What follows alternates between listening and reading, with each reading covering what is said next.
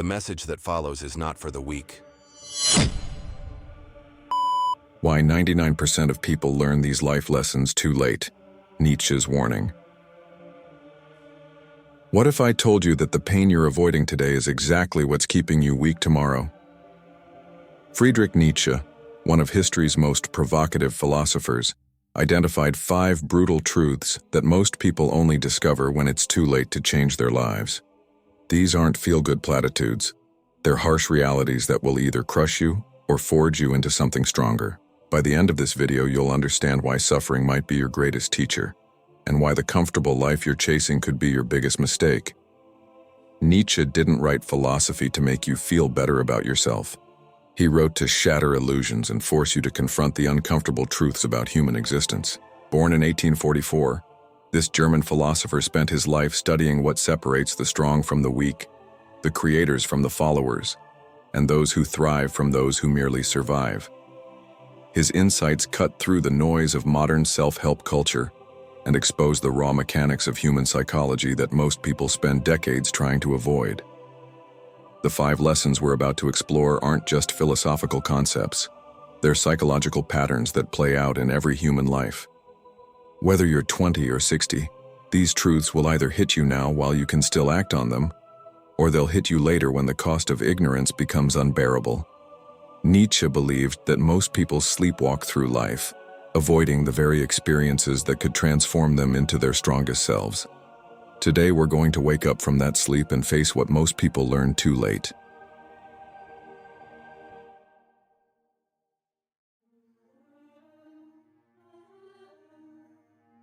The human brain is wired to avoid pain and seek comfort, but this evolutionary programming becomes our greatest enemy in modern life. We're designed to survive in a world of immediate physical threats, not to thrive in a complex psychological landscape where our biggest dangers come from our own choices. This is why most people instinctively run from difficult conversations, challenging situations, and uncomfortable truths. Their ancient survival mechanisms are screaming danger when they should be whispering opportunity. Nietzsche understood that this biological programming keeps us trapped in mediocrity, choosing the familiar prison over the uncertain freedom. What makes this even more tragic is that humans are meaning-making creatures who desperately need purpose. Yet we consistently choose paths that drain meaning from our lives. We trade our authentic desires for social approval, our creative impulses for financial security, and our personal growth for comfortable routines. This isn't weakness. It's a predictable response to a society that rewards conformity and punishes individuality. The result is millions of people who wake up in their 40s, 50s, or 60s wondering where their real life went, realizing they've been living someone else's script. The psychological cost of this avoidance compounds over time like interest on a debt you never wanted to take on. Every time you choose comfort over growth, safety over authenticity, or approval over truth, you're not just missing an opportunity. You're actively weakening your capacity to handle future challenges. Your confidence erodes because deep down, you know you're not living up to your potential. Your relationships become superficial because you're not showing up as your real self.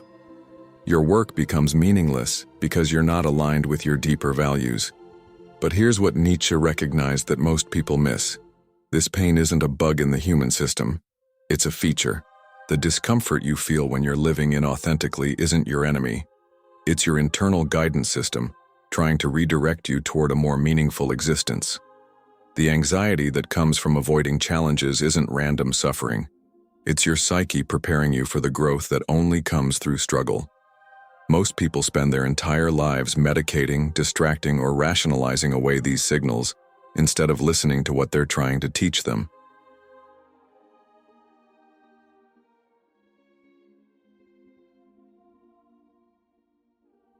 The first lesson that destroys most people is this: you are not entitled to an easy life.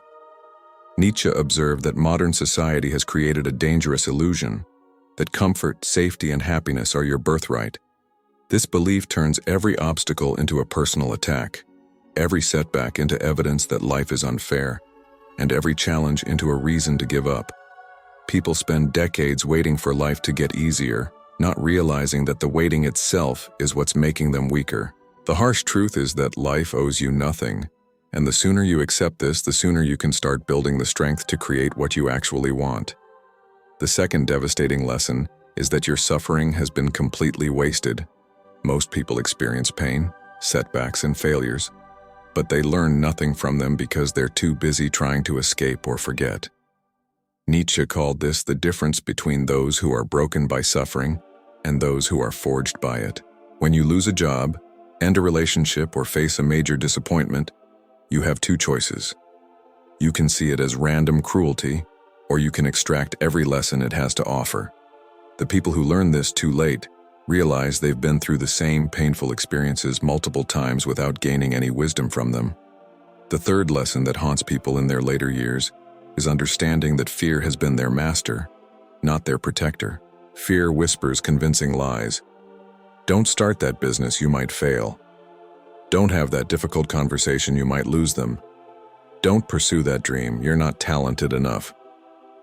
Nietzsche recognized that fear disguises itself as wisdom, but it's actually the enemy of everything meaningful in life. The people who learn this lesson early use fear as information. It tells them where their growth lies. Those who learn it late realize they've been prisoners of their own imagination. The fourth brutal truth is that you've been living for other people's approval instead of your own values. This is perhaps the most painful realization because it means confronting how much of your life has been performed rather than lived. You chose careers that impressed others rather than fulfilled you. You stayed in relationships that looked good from the outside but felt empty on the inside. You adopted beliefs and opinions that made you fit in rather than express who you really are. Nietzsche understood that this approval-seeking behavior isn't just limiting, it's soul-crushing because it disconnects you from your authentic self. The fifth lesson that people discover too late is that time is not renewable, but most people treat it like it is. Nietzsche wrote about the eternal recurrence, the idea that you should live as if you had to repeat your exact life infinite times.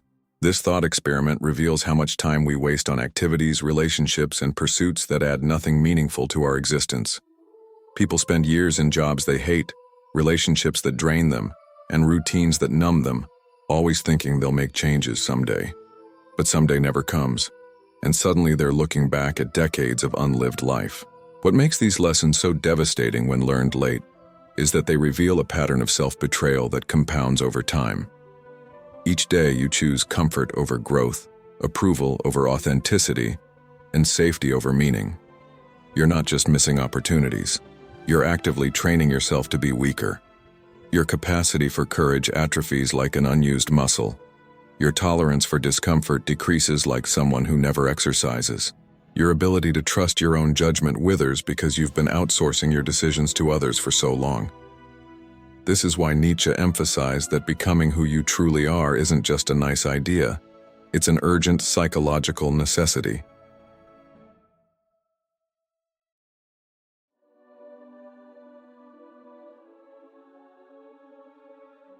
Nietzsche's concept of the Übermensch or overman isn't about superiority over others. It's about overcoming the weak version of yourself that society has conditioned you to accept. This philosophical framework emerged from his deep study of human psychology and his observation that most people never reach their full potential because they're trapped by what he called slave morality, the belief system that glorifies weakness, victimhood, and mediocrity. Modern psychology validates this insight through research on learned helplessness, where people become so accustomed to powerlessness that they stop trying even when escape becomes possible. The overman represents someone who has broken free from these psychological chains and takes full responsibility for creating their own values and meaning. The psychological principle behind Nietzsche's will to power reveals why most people feel chronically unfulfilled despite having more comfort and security than any generation in history. This isn't about dominating others. It's about the fundamental human drive to grow, create, and overcome obstacles. When this drive is suppressed or redirected into passive consumption and entertainment, it creates what psychologists now recognize as existential depression, a deep sense of meaninglessness that no amount of pleasure or comfort can cure. Nietzsche predicted that a society focused on eliminating suffering would paradoxically create more psychological suffering because it would rob people of the very challenges that make life meaningful. His famous declaration that God is dead wasn't celebrating atheism. It was a warning about what happens when people lose their connection to transcendent meaning and purpose. Without a framework for understanding suffering as meaningful, people become what Nietzsche called last men, creatures who seek only comfort, avoid all risk, and measure success by how little they have to struggle. Modern psychology confirms this through studies showing that people who view their struggles as meaningful and growth-oriented have better mental health outcomes than those who see suffering as purely negative. The absence of meaningful challenge doesn't create happiness. It creates the psychological equivalent of muscle atrophy. Nietzsche's concept of eternal recurrence functions as a powerful psychological tool for revealing authentic values versus adopted ones. When you imagine living your exact life infinite times, which parts would you embrace and which would you desperately want to change? This thought experiment cuts through the rationalizations and excuses that keep people trapped in unfulfilling patterns. Cognitive behavioral therapy uses similar techniques, asking people to examine whether their current choices align with their stated values. The psychological insight is profound. Most people are living lives they wouldn't choose to repeat, which explains the epidemic of regret and resentment in later life. The philosopher's emphasis on becoming who you are aligns perfectly with what psychologists call individuation, the process of developing your authentic self rather than conforming to external expectations. This isn't selfish individualism. It's the recognition that you can only contribute meaningfully to the world when you're operating from your genuine strengths and values, rather than performing a role that society has assigned you. Research in positive psychology shows that people who live authentically report higher levels of life satisfaction, better relationships, and greater resilience in the face of challenges. Nietzsche understood that authenticity isn't a luxury, it's a psychological necessity for mental health. What makes Nietzsche's insights particularly relevant today is his understanding of how comfort and security can become psychological prisons. He predicted that as societies became more prosperous and safe, people would face a new kind of suffering, the suffering of meaninglessness. This manifests in what psychologists now call hedonic adaptation, the tendency for increased comfort to provide only temporary satisfaction before becoming the new baseline. The result is people who have everything they thought they wanted, but feel empty inside. Nietzsche's solution wasn't to seek more comfort, but to voluntarily embrace challenges that foster growth, a principle now supported by research on post-traumatic growth and stress inoculation.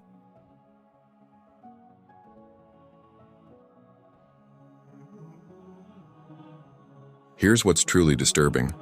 Your brain is actively conspiring against your own growth. Neuroscientists have discovered that the human brain uses more energy when processing new, challenging information than when operating on autopilot. This means your neural pathways are literally designed to keep you trapped in familiar patterns, even when those patterns are destroying your life. The comfort zone isn't just a metaphor. It's a neurological reality where your brain rewards you with dopamine for choosing the familiar and punishes you with stress hormones for attempting change. This is why breaking free from limiting patterns feels so difficult. You're not just fighting habits, you're fighting millions of years of evolutionary programming. But here's where it gets even more fascinating. The people who seem naturally successful have discovered how to hack this system. They've learned to reframe discomfort as excitement, to see obstacles as puzzles rather than threats, and to use their brain's reward system to reinforce growth rather than stagnation. The secret isn't that they don't feel fear or resistance, it's that they've trained themselves to interpret these sensations differently. When most people feel anxiety about a challenge, they see it as a stop sign. When psychologically strong people feel the same anxiety, they recognize it as their nervous system preparing them for growth. What's even more intriguing is that your current identity is probably your biggest obstacle to change. Psychologists call this identity protective cognition, the tendency to reject information or opportunities that threaten your current self-concept, even when that self-concept is limiting you. If you see yourself as not a business person, you'll unconsciously sabotage entrepreneurial opportunities. If you identify as unlucky in love, You'll find ways to confirm that belief even when good relationships are available. Your brain would rather be right about who you think you are than allow you to become who you could be. The most shocking discovery is that most people are addicted to their own suffering. This isn't masochism. It's a psychological phenomenon where familiar pain feels safer than unfamiliar pleasure. People stay in toxic relationships because the dysfunction is predictable. They remain in unfulfilling jobs because the dissatisfaction is known. They maintain self-defeating habits because the consequences are familiar. Breaking free requires not just choosing something better, but tolerating the anxiety that comes with uncertainty. This is why lottery winners often end up broke, and why people who lose weight often gain it back. They haven't changed their identity, just their circumstances. Here's something that will blow your mind. The advice that feels most wrong to you is probably exactly what you need to hear. Your resistance to certain ideas isn't random. It's your psyche protecting the very patterns that are keeping you stuck. When someone suggests you need to take more risks, and you immediately think of all the reasons why that's bad advice, that resistance is valuable information. When you hear that you should prioritize your own needs and you feel guilty just thinking about it, that guilt is pointing toward your growth edge. The ideas that trigger the strongest emotional reactions are often the ones that would create the most transformation. The ultimate curiosity trigger is this: what if everything you think you know about success and happiness is backwards? Nietzsche suggested that our culture has inverted the relationship between comfort and strength, safety and growth, pleasure and meaning. What if the things you're avoiding are exactly what would set you free? What if the pain you're running from contains the lessons you most need to learn? What if the version of yourself you're afraid to become is actually the person you were meant to be all along? The people who discover these truths early don't just live different lives. They live in a completely different reality where challenges become opportunities and obstacles become stepping stones.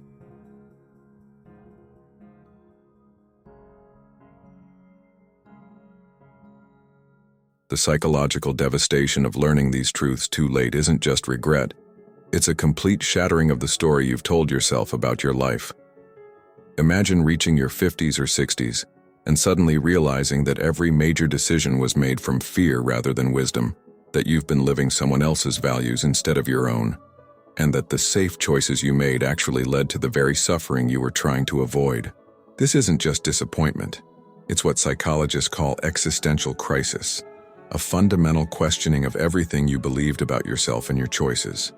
The brain struggles to process this level of cognitive dissonance, often leading to depression, anxiety, or what some researchers term life review panic. When people discover they've wasted decades avoiding the very experiences that could have made them stronger, the psychological impact creates a cascade of secondary problems. They begin to question their judgment in all areas of life, leading to decision paralysis just when decisive action could still make a difference. They experience what therapists call temporal anxiety, an overwhelming awareness of how little time remains to course correct. The realization that they've been their own worst enemy for decades can trigger intense shame spirals, where they become so focused on past mistakes that they can't see present opportunities. This is why midlife crises are so common and so destructive. They represent the psyche's desperate attempt to reclaim lost time and authenticity. The most tragic psychological impact is what happens to relationships when someone finally wakes up to these truths. They look around and realize they're surrounded by people who knew the performed version of themselves, not their authentic self. Marriages built on mutual avoidance of growth become unbearable. Friendships based on shared complaints and limitations feel suffocating. Professional relationships founded on playing it safe seem meaningless. The person begins to feel profoundly alone, not because they lack connections, but because their connections were built on a false foundation. This isolation compounds the psychological pain because humans are social creatures who need authentic connection to thrive. But here's what's even more psychologically damaging: the realization that the pain was optional. When someone finally understands that their suffering came not from external circumstances, but from their own choices to avoid discomfort, it creates a unique form of psychological torment. They see clearly how different their life could have been if they had embraced challenges instead of avoiding them, if they had trusted their instincts instead of seeking approval, if they had acted from courage instead of fear. This isn't just regret about specific decisions, it's grief for an entire unlived life. The person must mourn not just what they lost, but who they never became. The neurological impact of this late awakening is particularly cruel because the brain's plasticity decreases with age, making change more difficult precisely when the need for change becomes most urgent. While neuroplasticity never completely disappears, the neural pathways that have been reinforced for decades become increasingly rigid.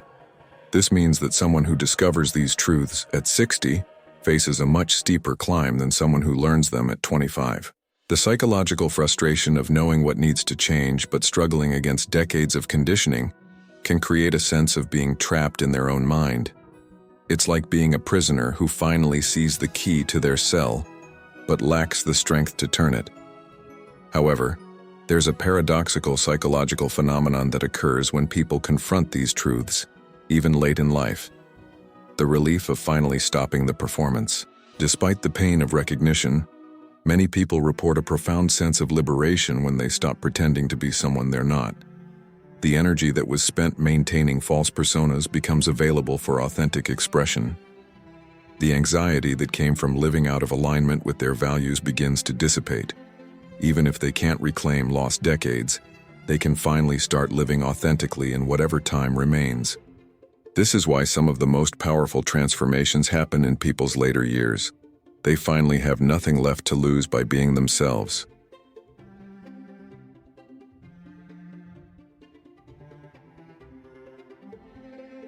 The brutal honesty of Nietzsche's philosophy isn't meant to depress you.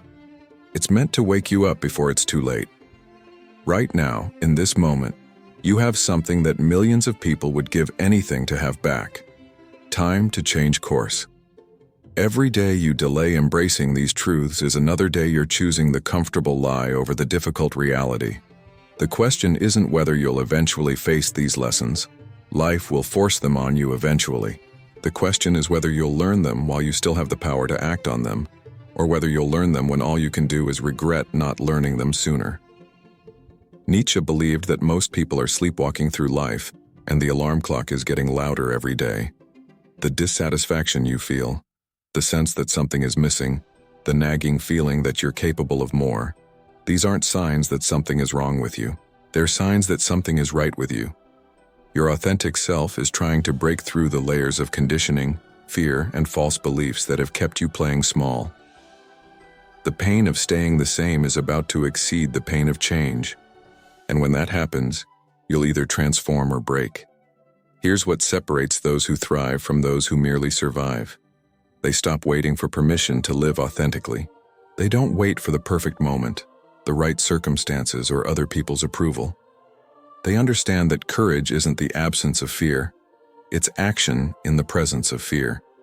They realize that the life they want is on the other side of the conversations they're avoiding, the risks they're not taking, and the person they're afraid to become. Every day you postpone becoming who you really are is a day you're choosing to remain who you've always been. The 5 lessons we've explored today aren't just philosophical concepts. They're practical tools for psychological transformation. You now know that comfort is the enemy of growth, that your suffering has been wasted if you haven't learned from it, that fear has been your master disguised as your protector, that you've been living for others instead of yourself, and that time is the one resource you can never recover. The question is, what are you going to do with this knowledge? Will you file it away as interesting information, or will you use it as the catalyst for the life you've been afraid to live? Nietzsche would tell you that the choice you make in the next 24 hours will reveal everything you need to know about who you really are.